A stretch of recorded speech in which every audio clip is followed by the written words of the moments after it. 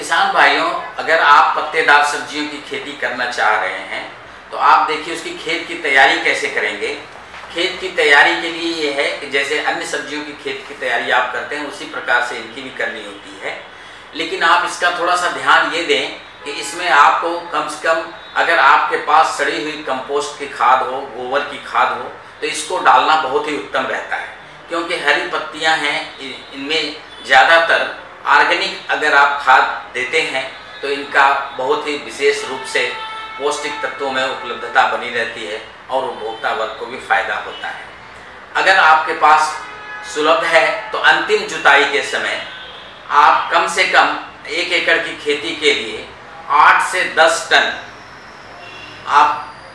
जो farm yard manure हम कहते हैं या सड़ी हुई गोबर की खाद या कंपोस्ट खाद, ये है तो अंतिम जुताई के पहले खेत में अच्छी तरह से बिखेर करके उसमें जुताई करें और जुताई करके पाटा लगा करके खेत को बिल्कुल समतल बना दें। और इसके बाद आप बुआई से पहले आप जो है 30 किलो नत्रजन, 20 किलो फास्फोरस और 20 किलो पोटास, ये जो मात्रा है ये भी खेत में बिखेर करके तब उसके बाद बुआई करें, क्योंकि ये ज़मीन में ही इनको पहले ही बेसल डोज के रूप में दी जाती है, जिससे जैसे ही पौधे अंकुरित होंगे तो उनको आवश्यकता भोजन की होगी, तो ये जो पोषक तत्व हैं उनके शुरुआती दौर से ही काम आएंगे। इसके बाद हम ये नत्रजन की मात्रा 1/3 दिए हुए हैं और 1/3 जो हम इसके बाद जो बचती है 2/3, तो एक भाग जो है इसका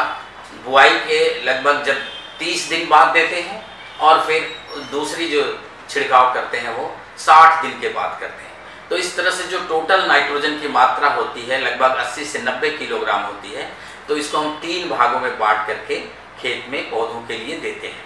तो इसका 1/3 भाग तो बुआई के पहले ही खेत में मिला देते हैं और बाकी जो 2/3 है उसमें से 1/3